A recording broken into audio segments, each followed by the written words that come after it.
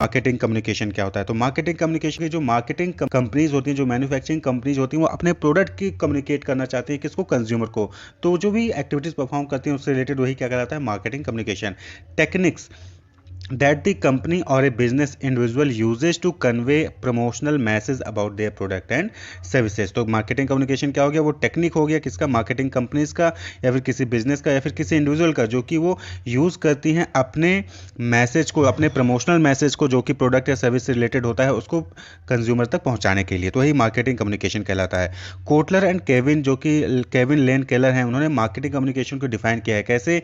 कि the means by which firms attempt to inform, persuade and remind their customer directly and indirectly of the product। यानी कि product के बारे में directly indirectly customer को inform करना, कस्टमर को परसुएट करना, या फिर कस्टमर को रिमाइंड करना, उसके लिए जो भी वो अटेम्प्ट करते हैं वही क्या कहलाता है? मार्केटिंग कम्युनिकेशन कहलाता है। Represent the voice of the company and it's brand. तो मार्केटिंग कम्युनिकेशन क्या हो गया? ये वॉइस होता है कंपनी का और उसके ब्रांड का, कि वो क्या कहना चाह रहा है, एक तरीके से उसकी आवाज़ होती है, तो प्रमोशनल मैसेज होता है। They are a means by which the firm can establish a dialogue and build relationship with consumers. तो मार्केटिंग कम्युनिकेशन क्या है? एक जरिया है जिसके थ्रू जो है एक डायलॉग यानी कि प्रमोशनल मैसेज जो है पास ऑन किया जाता है, जिसके जरिए जो है एक प्रोडक्ट के बारे में इंफॉर्मेशन दी जाती है कि हाँ ये प्रोडक्ट है, आपके इस काम आएगा, यहाँ पे मिलेगा, ये प्राइस होगी, ये लाइफ वारंटी है, या फिर किसी कोई सेलिब्रिटी का यूज़ करके दिखाया जाता है कि हाँ सेलिब्रिटी यूज़ कर, यानी कि वो प्रोडक्ट अच्छी क्वालिटी का है। और एक रिलेशनशिप भी जो है बनता है कंज्यूमर्स के साथ। जैसे आप देखिए अलग अलग एडवर्टीजमेंट आते हैं जो कि इमोशनल बेस्ड होते हैं, यानी उस एडवर्टीजमेंट में इमोशंस को दिखाया जाता है, फैमिली को जोड़ने वाला है। तो ऐसा प्रोडक्ट है जो कि फैमिली को जोड़ रहा है, ऐसा प्रोडक्ट है जो एक दूसरे को मिला रहा है। तो इस तरीके से जो है वो रिलेशनशिप भी डेवलपमेंट करने की कोशिश करता है मार्केटिंग कम्युनिकेशन के थ्रू। अब बात कर लें कि ऑब्जेक्टिव ऑफ मार्केटिंग कम्युनिकेशन क्या है। तो देखिए नॉर्मली तीन आपने अभी डिफिनेशन देख ली जो कोटलर की मार्केटिंग कम्युनिकेशन की डिफिनेशन है, वहीं पे तीन जो है ऑब्जेक्टिव दिए हैं। पहला कि प्रोडक्ट के बारे में कस्टमर को इन्फॉर्म करना, दूसरा प्रोडक्ट को परचेज करने के लिए कस्टमर्स को परसुएट करना, और तीसरा अगर कस्टमर कभी कभी क्या होता है कि हम लोग माइंड से निकल जाता है तो उसको रिमाइंड कराते रहना कि हाँ मार्केट में ये प्रोडक्ट है और आप इसको परचेज कर सकते हैं, यानी कि जो बार बार एडवर्टीजमेंट्स आपके पास आते रहते हैं, दैट इज़ रिमाइंड कराना। तो ये तीन ऑब्जेक्टिव इंपॉर्टेंट होते हैं, इन्फॉर्म करना, परसुएट करना और रिमाइंड करना। इसके अलावा अदर्स में भी लाइक वेयर टू बाई, कहाँ पे आप खरीदना है। कई सारे एडवर्टीजमेंट ऐसे होते हैं जहाँ पे ये बताया जाता है कि आपको यहाँ पे ये चीज़ मिलेगी, यहाँ पे ये प्रोग्राम हो रहा है। री इन्फोर्स परचेज डिसीजन, आप जो है आपको मैसेज तो देख लिया, आपने माइंड बना लिया, लेकिन आप उसको खरीद नहीं रहे हैं, तो बार बार एडवर्टीजमेंट जब आता है तो कहीं ना कहीं आपके अंदर एक रीपरचेज करने का इंटेंशन या फिर री इन्फोर्स परचेज डिसीजन जो है, परचेज डिसीजन जो आपने लिया था उसको री इन्फोर्समेंट एक तरीके से मिलता है मार्केटिंग कम्युनिकेशन के थ्रू। यानी आपने सोच तो लिया लेकिन आप खरीद नहीं रहे, तो एक जब एडवर्टीजमेंट बार बार देखोगे तो कहीं ना कहीं आप बोलोगे कि चलिए अब इसको ले ही आते हैं। तो री इन्फोर्स परचेज डिसीजन। तो ऐसे अलग अलग ऑब्जेक्टिव हो सकते हैं, लेकिन जो इंपॉर्टेंट तीन है वो है inform, persuade and remind. Customer को इन्फॉर्म करना, कस्टमर को परसुएड करना और कस्टमर को रिमाइंड करना प्रोडक्ट के बारे में प्रमोशनल मैसेज दिखाकर। तो वही चीज़ क्या कहलाता है? मार्केटिंग कम्युनिकेशन कहलाता है। अब हम बात कर लें कि functional area of marketing communication, यानी कि मार्केटिंग कम्युनिकेशन मिक्स कहते हैं इसको। तो कौन कौन से चैनल हैं एक तरीके से जिसके थ्रू जो है मार्केटिंग जो कंपनीज होती हैं वो कम्युनिकेशन कर सकती हैं अपने कंज्यूमर से। तो सबसे पहले है एडवर्टाइजिंग। एडवर्टाइजिंग क्या है? Any paid form of non personal presentation and promotion of idea, goods और services by an identified sponsors. ठीक है, via print media, broadcast media, network media. जब आप इन चीज़ों के थ्रू जो है आप जो है अपने आइडियाज़ के बारे में, गुड्स के बारे में, सर्विसेज के बारे में कस्टमर को जो है प्रेजेंट करते हो अपने आइडियाज़ को, वो भी नॉन पर्सनल है, यानी कि किसी पर्सन का नहीं होता, नॉन पर्सनल होता है, यानी प्रोडक्ट के बारे में होता है, आइडियाज़, गुड्स, सर्विसेज इन सब के बारे में होता है। और प्रमोशन मैसेज होता है, न्यूज़पेपर में दिखाते हो, मैगजीन में दिखाते हैं, रेडियो में, टेलीविजन में, टेलीफोन, केबल, सेटेलाइट, वायरलेस, इन सब का यूज़ करके जब आप जो है अपना प्रमोशन करते हैं तो उसको कहते हैं एडवर्टाइजिंग करना। Electronic media, audio tape, video disc, CD ROM, web page, इन सब का भी यूज़ करके अब जब आप एडवर्टीजमेंट कर रहे हैं तो वो एडवर्टाइजिंग कहलाता है। तो एडवर्टाइजिंग क्या हो गया? पेड फॉर्म है, यहाँ पे पेमेंट करना पड़ता है किसको? एडवर्टाइजिंग एजेंसी को। किसको पे करना पड़ता है? मार्केटिंग, जो भी प्रोडक्ट अपना प्रमोशन करवा रहा है उसको पैसा देना पड़ता है टीवी में, न्यूज़पेपर में, मैगजीन वालों को, ताकि वो आपका एडवर्टीजमेंट, आपका प्रमोशन मैसेज दिखाएं। तो ये पेड फॉर्म है, नॉन पर्सनल प्रेजेंटेशन है, और किस चीज़ का? आइडिया, गुड्स, सर्विसेज, जो भी आप जो है प्रोडक्ट सेल कर रहे हैं उसका जो है ये प्रेजेंटेशन होता है, वो प्रमोशन होता है।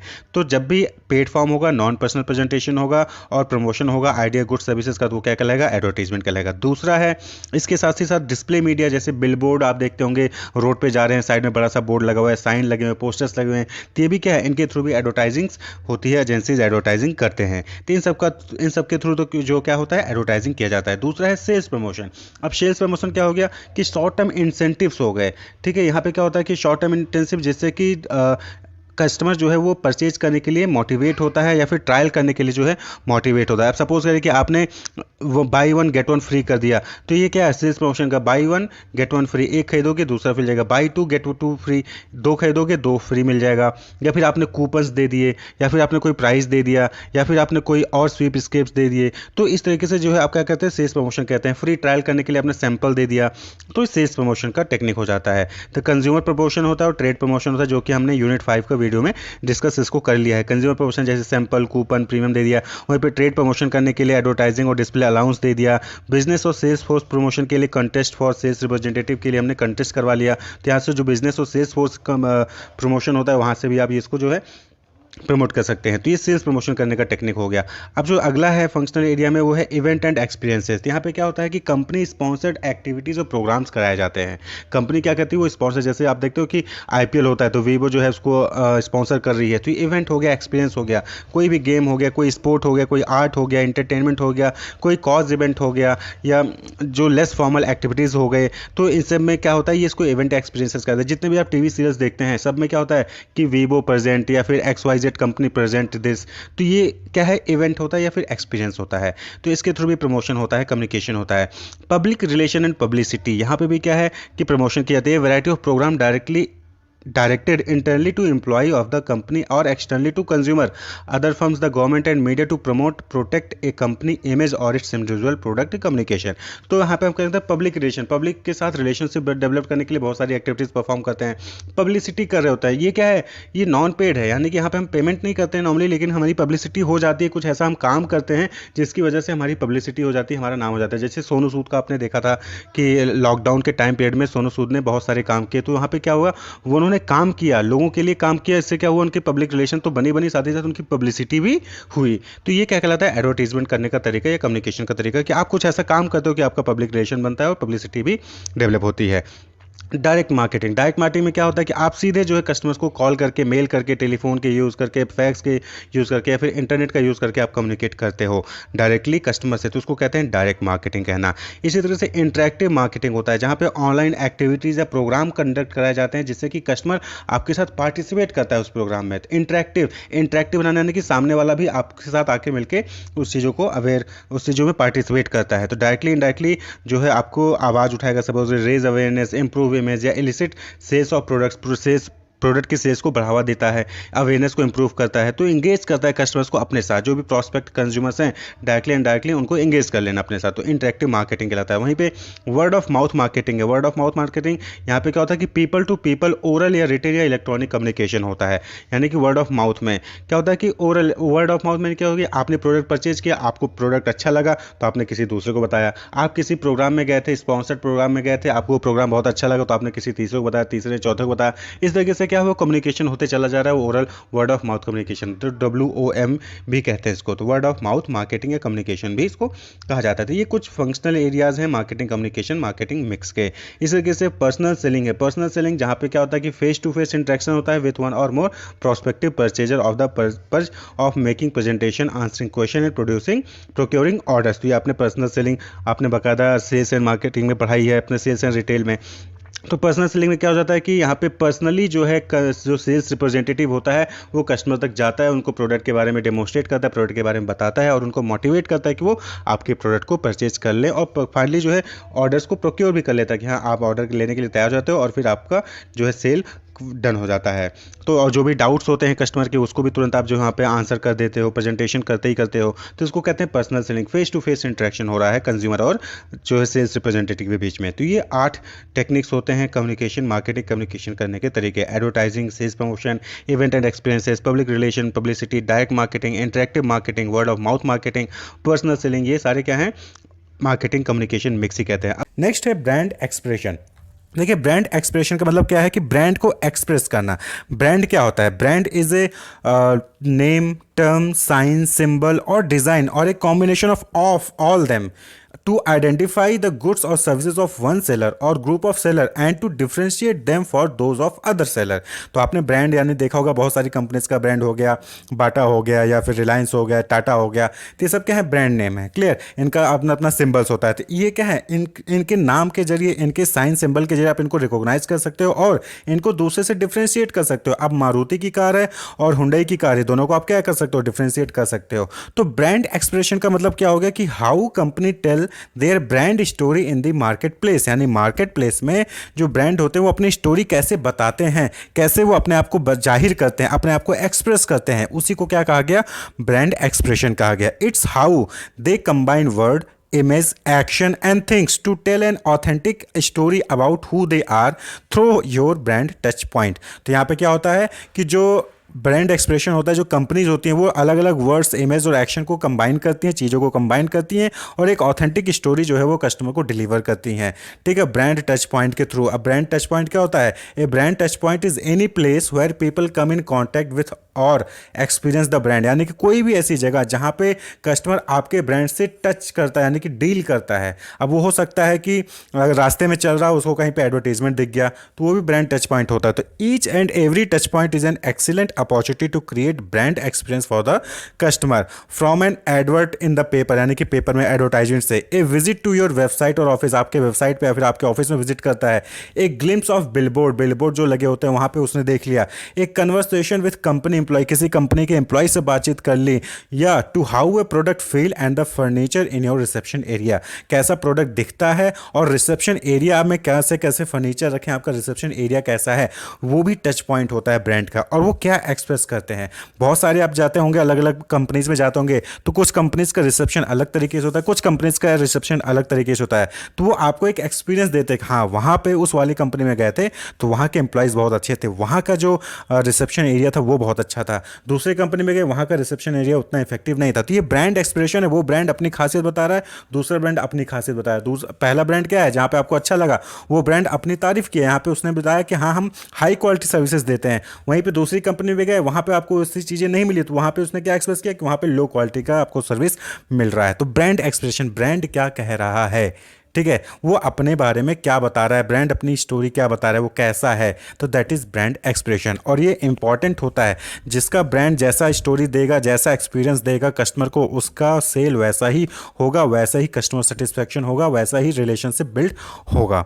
तो ब्रांड एक्सप्रेशन जरूरी है, यानी कि ब्रांड आपका क्या कह रहा है कस्टमर को। नेक्स्ट टर्म है रिलेशनशिप कम्युनिकेशन। देखिए, रिलेशनशिप कम्युनिकेशन कहने का मतलब है यहाँ पे आप जो कम्युनिकेशन करते हैं, जो बातचीत करते हैं अपने कस्टमर से, अपने प्रोस्पेक्ट से, वहाँ पे इस मोटिव से करते हैं कि आप उनके साथ एक लॉन्ग टर्म रिलेशनशिप बना सके, जिससे कि वो आपका प्रोडक्ट बार बार परचेज करें। तो relationship communication is about connecting and using our verbal and non verbal skills to fulfil your partners business need, यानी कि जो पार्टनर्स के बिजनेस नीड्स हैं, उसको क्या सर्विसेज चाहिए, क्या जो है रॉ मटेरियल चाहिए, क्या इन्वेंट्री चाहिए, उससे रिलेटेड जो उससे वर्बल और नॉन वर्बल टाइप के कम्युनिकेशन स्किल्स होते हैं, उनका यूज़ करके जो आप उससे कम्युनिकेट करते हो, उससे कनेक्ट होते हो, उसी को क्या कहते हैं? रिलेशनशिप कम्युनिकेशन कहते हैं। तो it's not about making small talk, यानी कि यहाँ पे सिर्फ बातचीत करना नहीं है कि फ़ोन कर लिया, हाल चाल पूछ लिया, खत्म नहीं। It's about understanding partners point of view, offering support and letting the partner know you are there to provide support in their business dealings. तो यहाँ पे क्या होता है कि यहाँ पे आप जो है आप पार्टनर्स को समझने की कोशिश करते हो, उसकी क्या नीड्स हैं, उसको क्या सपोर्ट चाहिए, उस चीज़ को आप समझते हो और उसको फिर आप वो सपोर्ट प्रोवाइड भी करते हो, और उसको साथ साथ ये भी उसके अंदर एक फील डालते हो कि हाँ, आप जब भी उसको जरूरत पड़ेगी तो आप वहाँ पे खड़े हैं। यानी कि सपोज कि 12 बजे रात को उसको जो है ऑर्डर आता है और सुबह 4 बजे तक उसको जो है प्रोडक्ट डिलीवर करना है, तो उसके लिए रॉ मटेरियल चाहिए, तो सप्लायर आपके पास खड़ा है, आप जो है उससे कभी भी डील कर सकते हो, उससे कभी भी आप हेल्प ले सकते हैं। तो दैट इज रिलेशनशिप कम्युनिकेशन। जैसे कि हमारा फ्रेंडशिप रिलेशनशिप होता है, तो हमारा क्या ऐसे फ्रेंड्स हमारे खास होते हैं जिनसे हमारा कम्युनिकेशन होता है, जिनसे हम नॉर्मली बातचीत करते रहते हैं और जो हमें एहसास दिलाते हैं कि वो हमारे खास दोस्त हैं, वो कभी भी हमारे काम आ सकते हैं। तो हमारा उनसे रिलेशनशिप क्या होता है? स्ट्रांग होता है। तो उसी तरीके से बिजनेस डीलिंग्स में भी क्या होता है कि बहुत सारे बिजनेस पार्टनर्स ऐसे होते हैं जो आपके साथ एक लॉन्ग टर्म रिलेशनशिप बनाते हैं, जिनसे आप कभी भी बिजनेस डीलिंग्स करते हैं और वो हमेशा आपके साथ खड़े रहते हैं। यानी कि उनका कोई आपका कंपटीटर है तो कंपटीटर से पहले आपके साथ वो जो है डील करेंगे, पहले आपकी नीड्स को फुलफिल करेंगे। तो communication should be sufficiently frequent, useful in terms of content, Saint through suitable channel. तो जो रिलेशनशिप कम्युनिकेशन होता है वो जो है हमेशा फ्रीक्वेंट होना चाहिए। ये नहीं कि डेली डेली कर रहे हैं, डेली डेली नहीं, लेकिन हाँ लॉन्ग गैप भी नहीं होना चाहिए। अब दोस्त है तो दोस्त से आप जो है अगर साल भर बाद बात कर रहे हैं तो वहाँ पे आपका रिलेशनशिप उतना अच्छा डेवलप नहीं होता है। लेकिन ऐसे दोस्त जिनसे आप डेली बात कर रहे हो तो उनसे रिलेशनशिप क्या होता है आपका अच्छा होता है। तो बिजनेस डीलिंग की बात करें, बी टू बी मार्केटिंग की बात करें तो यहाँ पे जो है फ्रीक्वेंट होना चाहिए। वीकली आप जो है कम से कम कॉल कर रहे हैं। Useful in terms of content, यानी कि जब भी आप बात कर रहे हो तो फालतू में फ़ोन करके हालचाल लेने के लिए फ़ोन नहीं किया, बल्कि आप जो है कुछ ना कुछ बिजनेस से रिलेटेड उसको जो है कुछ ना कुछ आप ऑफर कर रहे हो, कुछ ना कुछ उसको जो है उसके पॉइंट ऑफ व्यू को समझ रहे हो। ठीक है, इससे रिलेटेड जो है कम्युनिकेशन होना चाहिए। And send through suitable channel, यानी कि कम्युनिकेशन भी एक सही चैनल से होना चाहिए। ये नहीं कि आपने बाई पोस्ट आपने चिट्ठी भेज दी, बस अब वो चिट्ठी मिली कि नहीं मिली उसका कोई रिप्लाई नहीं आ रहा है। तो प्रॉपर चैनल का यूज़ करना चाहिए। ईमेल आईडी या फिर सोशल मीडिया या फिर जो है पर्सनल नंबर से आप कॉल कर सकते हैं। तो जो है सुटेबल चैनल का यूज़ करना चाहिए रिलेशनशिप कम्युनिकेशन के लिए। क्लियर। अब बात कर लें रिलेशनशिप कम्युनिकेशन प्रोसेस क्या है। तो देखिए यहाँ पे नॉर्मली हम देखें तो इसमें 3 मेजर स्टेप होते हैं। सबसे पहला रिलेशनशिप कम्युनिकेशन में कि प्रॉस्पेक्टिंग यानी कि लीड जनरेशन होता है। क्या होता है प्रॉस्पेक्टिंग या लीड जनरेशन, यानी कि अब ये क्या होता है आपको पता होगा। यहाँ भी आप जो है कॉन्टैक्ट इन्फॉर्मेशन जो है अपने आपका प्रोबेबल कस्टमर कौन हो सकता है, प्रोबेबल बायर कौन हो सकता है, आप उसको आइडेंटिफाई करते हो और उसके बारे में डिटेल्स इकट्ठा करते हो। तो प्रॉस्पेक्टिंग और लीड जनरेशन का मतलब क्या हो गया, a lead is the contact information and in some cases demographic information of a customer who is interested in specific product और services, यानी कि आपके प्रोडक्ट को परचेज करने के लिए कौन सा पर्सन है, कौन कौन बिजनेस ऑर्गेनाइजेशन है जो आपका प्रोडक्ट परचेज कर सकते हैं, उनका कॉन्टैक्ट इन्फॉर्मेशन जनरेट करना, उनकी डेमोग्राफिक इन्फॉर्मेशन को जनरेट करना ही प्रॉस्पेक्ट या फिर लीड जनरेशन कहलाता है। तो सबसे पहले आप इसको जनरेट करेंगे। देन अगला काम क्या होगा, कॉल प्रिपरेशन। अब भाई कॉल करेंगे यानी कि उनसे बातचीत करेंगे या फिर उनके पर्सनली जाके मिलेंगे। तो उसके लिए 3 चीज़ें इंपॉर्टेंट होता है। होम टू कम्युनिकेट, पहले आप इसको पता करिए कि किससे कम्युनिकेट करना है। What to communicate and who will communicate, किससे बात करनी है, क्या बात करनी है और कौन बात करेगा। ठीक है, ये तीनों चीज़ें जो है आपको यहाँ पे प्रिपेयर करना है, कॉल प्रिपरेशन। उसके बाद फिर आ जाता है सेलिंग यानी कि आप जो है यहाँ पे आप बातचीत करना स्टार्ट कर देते हैं, अपने प्रोडक्ट के बारे में बताते हैं और जो है सेल करने की कोशिश करते हैं कि वो आपको ऑर्डर दे दे, कि जो भी प्रोडक्ट है उसका ऑर्डर दे दे और फिर आप जो है फर्दर उसको ऑर्डर को डिलीवर करेंगे।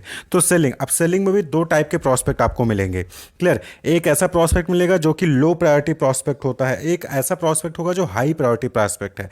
देखिए लो प्रायोरिटी प्रॉस्पेक्ट का मतलब कि वो आपसे कम वॉल्यूम में परचेज कर रहा होगा, फाइनेंशियल कैपेबिलिटी उसके पास कम होगी और ज़्यादा एक्टिव कस्टमर आपका नहीं होगा। कभी कभार जरूरत पड़ी तो आपके यहाँ पे परचेज कर लिया, वरना किसी और ही के यहाँ से वो परचेज करता है। तो लो प्रायोरिटी प्रॉस्पेक्ट हो गया। वहीं पे हाई प्रायोरिटी प्रॉस्पेक्ट यानी कि ऐसे कस्टमर्स या ऐसे लोग जो आपके साथ ही जुड़े रहना चाहते हैं, उनके पास फाइनेंशियल कैपेबिलिटी भी ज़्यादा है, वो हाई वॉल्यूम में क्वांटिटी परचेज करते हैं, वो एक्टिव कस्टमर यानी कि वो लगातार परचेज करते रहते हैं, अक्सर वो सामान परचेज करते रहते हैं। तो आप उनसे ज़्यादा डील करने की कोशिश करेंगे। तो लो प्रायोरिटी प्रॉस्पेक्ट जो कभी कभार परचेज करते हैं तो उनसे आपको उतना फायदा नहीं होगा, या हाई प्रायोरिटी प्रॉस्पेक्ट जो हमेशा डेली परचेज करते हैं तो उनसे आपको ज़्यादा फायदा होगा। अब सपोज करिए कि आपकी एक शॉप है, क्लियर, आप जो है मिल्क पैकेट सेल कर रहे हैं वहाँ पे, क्लियर, जो पैकेट की मिल्क आती है वो आप सेल करते हैं। तो ऐसा कस्टमर जो हफ्ते में 1 बार आ गया, हफ्ते में 2 बार आ गया, आपसे पैकेट का दूध लेके चला जाता है, वो आपके लिए हाई प्रायोरिटी होगा, या फिर ऐसा कस्टमर जो डेली 1 लीटर पैकेट दूध आपके यहाँ से परचेज करता है।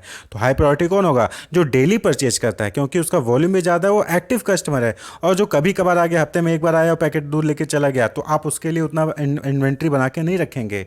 तो यहाँ पे low priority and high priority. फिर क्लियर, इसके अकॉर्डिंग जो है ना फिर सेल्स कॉल भी होते हैं। लो प्रायोरिटी प्रॉस्पेक्ट है तो उसको आपने जो अपने सेल्स डिपार्टमेंट पे जो लोअर लेवल पे काम करते हैं, जो सेल्स रिप्रेजेंटेटिव होते हैं, उनको आप भेज देते हो उनसे डील करने के लिए। वहीं पे हाई प्रायोरिटी प्रॉस्पेक्ट होता है तो वहाँ पे जो है आप बॉस लेवल लेवल पे यानी कि हायर मैनेजमेंट लेवल पे जो सेल्स डिपार्टमेंट होते हैं उनको आप भेजते हो, यानी कि सेल्स टीम का जो मैनेजर होगा वो जाके उनसे डील करेगा, क्योंकि वो हाई प्रायोरिटी प्रोस्पेक्ट है तो उनको सही तरीके से डील करना जरूरी होता है। उसके बाद आता है वैल्यू सेलिंग। देखिए वैल्यू सेलिंग कहने का मतलब यहाँ पे ये है कि a sales strategy where you focus on the value your customer can gain from your product. तो यहाँ पे क्या होता है, यहाँ पे आप प्रोडक्ट सेल नहीं करते हो, कोई गुड्स या सर्विस सेल नहीं करते हो, बल्कि आप यहाँ पे क्या कर फोकस करते हो कि आप उसको वैल्यू सेल कर रहे हो। हम आपको सामान नहीं दे रहे बल्कि हम आपको एक वैल्यू दे रहे हैं। क्लियर। तो sales decision is made based on the potential value the product can provide, यानी कि कोई प्रोडक्ट आपको क्या वैल्यू प्रोवाइड करेगा उसको सेल किया जा रहा है, ना कि प्रोडक्ट को सेल किया जाता है। तो यहाँ पे फोकस किस पे होता है, टीचिंग पे, टेलिंग पे नहीं, सेलिंग पे नहीं, यहाँ पे टीचिंग पे होता है। टीचिंग यानी कि आपको समझाया जाता है कि ये प्रोडक्ट अगर आप परचेज करोगे तो क्या वैल्यू क्या बेनिफिट्स मिलेगा, आपका जो है खर्चा कम आएगा, आपको कॉस्ट कम पड़ेगा, आपको जो है बेनिफिट ज़्यादा होगा, आपको जो है प्रॉफिट ज़्यादा मेकिंग होगी, आपसे ज़्यादा प्रोडक्ट इससे डेवलप कर सकते हैं अगर रॉ मटेरियल परचेज करते हैं। तो आपको इस तरीके से टीच करना होता है, सेल नहीं करता कि आपने बेच दिया काम खत्म किया, नहीं। तो यहाँ पे क्या होता है, कस्टमर रिटेंशन भी क्या होगा, हायर होगा। जब वैल्यू सेल करेंगे तो कस्टमर का रिटेंशन क्या होगा, ज़्यादा अच्छा रहेगा, क्योंकि जब उसको वैल्यू मिलेगी तो वो बट ऑब्वियस बात है कि आपसे ही पास आएगा और बार बार आपका प्रोडक्ट परचेज करेगा। क्लियर। अब बात कर ले कि ऑर्डर फुलफिलमेंट, यानी कि जब आपके पास ऑर्डर आ जाता है, यानी कि जो कस्टमर होता है वो आपको ऑर्डर दे देता है कि हाँ आपको 1 प्रोडक्ट 2 प्रोडक्ट 10 प्रोडक्ट कितना चाहिए, वो आपको ऑर्डर देता है। तो उसके बाद आप क्या होता है, ऑर्डर को फुलफिल करते हैं, यानी कि अब जो है आप सपोज करें कि आपके पास ऑर्डर आ गया 10 यूनिट का, तो 10 यूनिट का ऑर्डर आ गया, तो अब आप क्या करोगे, रॉ मटेरियल उठाओगे, 10 यूनिट बनाओगे, 10 यूनिट बना के उसको पैकेज करोगे, पैकेज करके उसके घर तक भेज देते हो। तो दैट इज ऑर्डर फुलफिलमेंट। तो क्या है, is the receiving, processing, packaging and shipping of an online और मेल ऑर्डर टू कस्टमर। तो कस्टमर को जो है आप कस्टमर से ऑर्डर को रिसीव करते हो, प्रोसेस करते हो, उसको पैकेज करते हो, उसको शिप करते हो, कस्टमर को पहुंचा देते हो। That is order fulfilment. जैसे कि आप ऑनलाइन में करते हो, फ्लिपकार्ट पे हो गया, अमेजोन पे हो गया, प्रोडक्ट जो है वेबसाइट पे जाके सर्च करते हो, उसके बाद आप फिर ऑर्डर करते हो, पेमेंट कर देते हो, फिर वो ऑर्डर कहाँ हो जाता है, कस्टमर जो ऑनर होता है, जो फिर जो मैन्युफैक्चर होता है उसके पास ऑर्डर रिसीव हो जाता है, वो ऑर्डर को प्रोसेस करता है, उसको पैकेजिंग करता है, पैकेजिंग करने के बाद जो है वो डिफरेंट डिलीवरी जो शिपिंग होती हैं कंपनीज उनको दे देता है, शिपिंग कंपनी जो है आपके घर आके डिलीवर कर देती हैं। तो दैट इज ऑर्डर फुलफिलमेंट। तो नैरो सेंस में कहें तो ये क्या है, एक्ट ऑफ डिस्ट्रीब्यूशन और लॉजिस्टिक फंक्शन। तो आपको लगेगा नैरो सेंस में क्या है कि हाँ ये जो है ऑर्डर फुलफिलमेंट का मतलब हो गया कि प्रोडक्ट को मैन्युफैक्चर से आपके यहाँ पे पहुंचा देना, दैट इज ऑर्डर फुलफिलमेंट। लेकिन in the broader sense it refers to the way firms respond to customer order, यानी कि कस्टमर के ऑर्डर को किस तरीके से रिस्पॉन्स करता है वो चीज ऑर्डर फुलफिलमेंट कहलाता है। तो ऑर्डर फुलफिलमेंट कहने का मतलब यहाँ पे है all the steps a company takes between receiving a new order and placing that order into the customer hand, यानी कि आपसे एक ऑर्डर को रिसीव करना और उस ऑर्डर को फुलफिल करना, यानी आपके हाथों में प्रोडक्ट पहुंचा देना, उसमें जितने भी एक्टिविटीज परफॉर्म की जाती है उसी को क्या कहते हैं, ऑर्डर फुलफिलमेंट कहते हैं। क्लियर। तो इसमें प्रोसेस होता है। तो नॉर्मली अगर प्रोसेस देखें तो सबसे पहले क्या होता है कि कस्टमर प्लेस ऑर्डर, कस्टमर क्या करता है, ऑर्डर प्लेस करता है, उसके बाद वो पेमेंट करता है, पेमेंट सक्सेसफुल हो जाता है, तो ये ऑर्डर क्या होता है, वेयर हाउस जो है पहुंच जाता है। जो ऑनलाइन डिलीवरी की बात करें, ऑनलाइन अगर आप परचेजिंग करते हैं तो वेयर हाउस जो है ऑर्डर पहुंच जाता है, वेयर हाउस क्या करता है, उस आइटम को पिक करेगा, उसको पैक करेगा और उसको जो है शिप कर देगा और फिर आपके पास फाइनली प्रोडक्ट पहुंच जाता है। तो यही जो है नॉर्मली एक ऑर्डर फुलफिलमेंट प्रोसेस होता है, जहां पे आप पहले कस्टमर जो है ऑर्डर प्लेस करोगे, पेमेंट करोगे, पेमेंट करने के बाद जो है वेयर हाउस में यानी कि जो भी कंपनी होगी, मैन्युफैक्चरिंग कंपनी होगी, वो ऑर्डर रिसीव करेगा, रिसीव करने के बाद आइटम को पिक करेगा, उसको पैक करेगा, उसके बाद जो है शिपिंग कंपनीज को डिलीवर करेगा और शिपिंग कंपनी जो है आपके घर पहुंचा देती है। तो that is ship order fulfilment process. Customer acquisition, acquisition का मतलब होता है अधिग्रहण करना या फिर एक्वायर करना, कोई चीज़ ऑब्टेन करना। क्लियर। तो यहाँ पे आपने देखा होगा कि आप कभी शॉपिंग पे जाते होंगे, किसी बड़े मॉल में जाइए, तो आप वहाँ पे जब कुछ परचेज करते हैं तो आपको वो लोग सेल्स कूपन दे देते हैं, यानी कूपन टाइप का देते हैं कि अगली बार आप परचेज करने आओगे तो आपको 50% ऑफ या 100 रुपीज़ का जो है आपको ऑफ मिल सकता है। क्लियर। इसी तरीके से कुछ लिमिटेड टाइम पीरियड के लिए ऑफर दे देते हैं कि आप जो है विद इन मई मंथ में या फिर जून मंथ में जो है आप कोई प्रोडक्ट परचेज करोगे या फिर समर सीजन में प्रोडक्ट परचेज करोगे तो आपको जो है 50%, 60%, 70% का डिस्काउंट मिलेगा। या फिर आपने देखा होगा कि by one get one free, या फिर आप बहुत सारी कंपनीज होती हैं जो कि फ्री सैंपल डिस्ट्रीब्यूट करती हैं। क्लियर। और एडवर्टीजमेंट्स वगैरह तो आप देखे होंगे, एडवर्टीजमेंट्स होर्डिंग लग रहे हैं न्यूज़पेपर में, टेलीविजन में, रेडियो में एडवर्टीजमेंट्स आते हैं। तो ये सब काम क्यों होता है, ये सब काम इसलिए होता है, ये सब जो कंपनी इसलिए करती है जिससे कि वो कस्टमर बना सके, कस्टमर को एक्वायर कर सके, यानी कि जो लोग हैं, पीपल्स जो हैं वो उनका प्रोडक्ट परचेज करें। तो इसी को क्या कहते हैं, कस्टमर एक्विजिशन कहते हैं, यानी कि कस्टमर को एक्वायर करना। और कस्टमर को एक्वायर करने के लिए आपको ये सारे ऑफर्स, ये सारी स्कीम्स, ये सो एडवर्टीजमेंट्स होता है, सेल्स प्रमोशन होता है, ये सभी करने पड़ते हैं। तो इसी को क्या कहा गया? Customer acquisition. कस्टमर एक्विजिशन क्या हो गया? The process of acquiring new customers for business और converting existing prospect into new customer. Clear? तो यहाँ पे क्या हो गया कि यहाँ पे प्रोसेस होता है, कस्टमर एक्विजिशन क्या होता है? एक प्रोसेस होता है जहाँ पे आप कस्टमर को एक्वायर करते हो अपने बिजनेस के लिए, यानी कि आप मैन्युफैक्चरिंग कंपनी हो और या मार्केटिंग कंपनी हो, आप जो है नए नए लोगों को एज अ कस्टमर अपने साथ जोड़ रहे हो, ठीक है, यानी कि अपना प्रोडक्ट उनको बेच रहे हो और वो लोग आपका प्रोडक्ट परचेज कर रहे हैं। प्रोडक्ट परचेज क्यों करेंगे? या तो क्वालिटी होगा या फिर आप कुछ ना कुछ ऑफर्स दे रहे होंगे। क्लियर? तो वो जो है प्रोडक्ट परचेज करते हैं। या फिर आप क्या करते हो कि जो प्रॉस्पेक्ट होते हैं, यानी कि लगता है कि हाँ ये आपके कस्टमर हो सकते हैं लेकिन अभी तक कस्टमर को हुए नहीं हैं, उनको आप क्या करते हो? कन्वर्ट करते हो अपने कस्टमर के रूप में। तो उसी को कस्टमर एक्विजिशन कहा जाता है। तो यानी कि refers to bringing in new customers और convincing people to buy your product. तो सिंपली क्या हो गया कि यहाँ पे आप नए कस्टमर्स को अपने साथ जोड़ते हो या फिर आप कन्विंस करते हो पीपल्स को कि वो आपका प्रोडक्ट परचेज करें। तो कन्विंस कैसे करोगे? बट उसी बात है कि इन्हीं सब प्रोसेस से करोगे कि एडवर्टीजमेंट दिखाओगे, सेल्स कूपन दोगे, फ्री सैंपल्स डिस्ट्रीब्यूट करोगे, कोई ऑफर्स निकालोगे, बाई वन गेट वन होगा, ठीक है। तो this process is specifically concern with issue like acquiring customer at less cost. यहाँ क्या होता है कि जो हम कस्टमर को एक्वायर करते हैं ना, तो उसको हम कहते हैं एक्वायरिंग कॉस्ट। क्या कहा जाता है? The cost of acquiring a new customer is referred to as CAC, यानी कस्टमर एक्विजिशन कॉस्ट। और हर कंपनी का मोटिव होता है कि कम से कम कॉस्ट में ज़्यादा से ज़्यादा कस्टमर को क्या कर सकें? एक्वायर कर सकें। तो इससे क्या होगा? It helps you make the money you need to cover cost and pay employees, allowing you to reinvest in the business and drive better result for your client.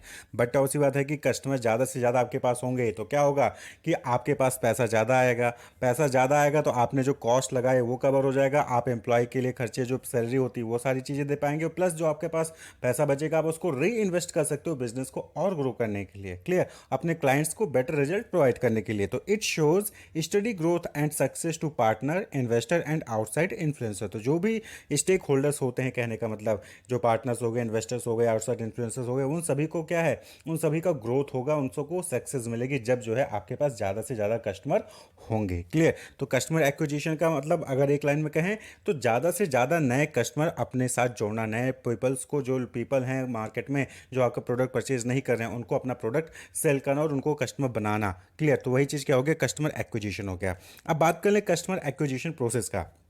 तो सबसे पहली चीज आपको क्या करना है? यहाँ पे देखिए कस्टमर एक्विजिशन प्रोसेस में फोकस किस पे? कि आपको कस्टमर एक्वायर करना है, कस्टमर बनाने हैं अपने लिए।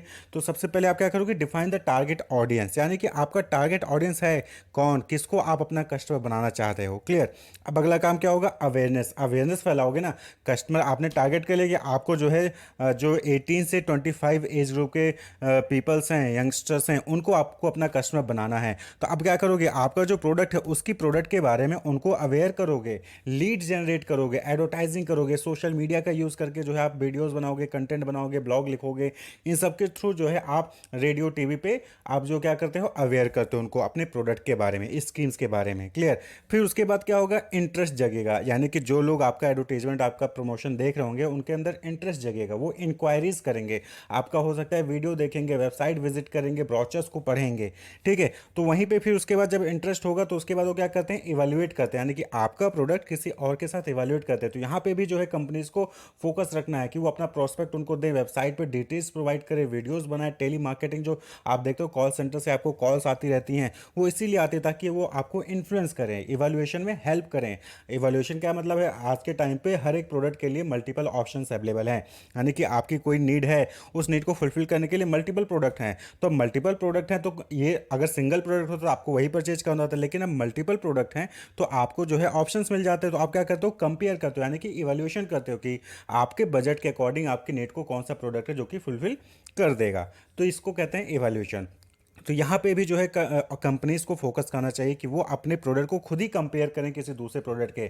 आप देखते होंगे बहुत सारे ऐसे एडवर्टीजमेंट्स आते हैं जिसमें वो कहते हैं कि हमारा प्रोडक्ट इस प्रोडक्ट से बेटर है। साबुन का आप ऐड देखते होंगे, सोप का, तो डिटॉल दिखाता है कि अदर सोप से डिटॉल जो है ज़्यादा जर्म्स किल करता है। टूथपेस्ट का देखिए तो वो लोग कंपेरिजन करते हैं कि टूथपेस्ट से आपको जो है कोई फायदा नहीं होता, लेकिन आप पेप्सोडेंट या फिर सेंसोडाइन यूज़ करेंगे तो आपको जो इम्पैक्ट पड़ता है। क्लियर? उसके बाद क्या करता है कस्टमर? वो ट्रायल करता है। तो ट्रायल करे इसके लिए आप क्या करते हो, सैंपल्स देते हो, कूपन्स देते हो। भाई सैंपल दोगे, कूपन्स दोगे तो इंसान जो है वो दोबारा आएगा, दोबारा उसको परचेज करेगा या फिर ट्राई करने का मन उसका करेगा। और जब ट्रायल करेगा उसको पसंद आया तो वो क्या कर लेगा, परचेज कर लेगा, यानी कि आपका कस्टमर बन जाएगा। आपके और उसके बीच में ट्रांजेक्शन और रिलेशनल सेल्स टर्म जो है, रिलेशनशिप सेल्स टर्म जो है वो डेवलप हो जाएंगे।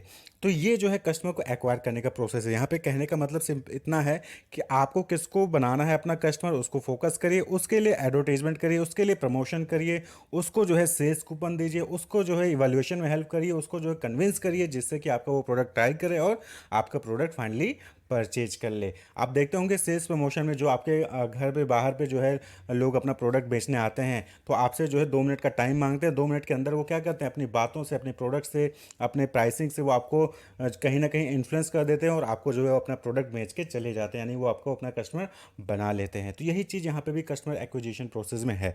बस यहाँ पे ये है कि आपको लॉन्ग टर्म रिलेशनशिप डेवलप करना होता है, यानी कि यहाँ पे आपका मोटिव ये नहीं होता कि सिर्फ एक बार प्रोडक्ट बेच दिया उसके बाद बात खत्म। नहीं, आपको क्या है, आपको ऐसे कस्टमर बेस बनाने हैं जो कि बार बार आपका प्रोडक्ट परचेज करते रहते हैं। यहाँ पे आपको क्वालिटी के साथ साथ क्वांटिटी पे भी फोकस करना होता है। तो इसलिए कस्टमर एक्विजिशन प्रोसेस में लास्ट में आता है कि रिटेन द कस्टमर, यानी कि प्रोडक्ट जब परचेज कर लिया एक बार कस्टमर, तो अब आपको उसको बार बार आपका प्रोडक्ट ही परचेज करे, इसके लिए भी आपको जो है कंपनीज को जो है मेहनत करनी पड़ती है, प्रमोशन करना पड़ता है और वहाँ पे जो है उनको ऑफर्स वगैरह देने पड़ते हैं। तो that is customer acquisition process. Wish you all the best, keep watching.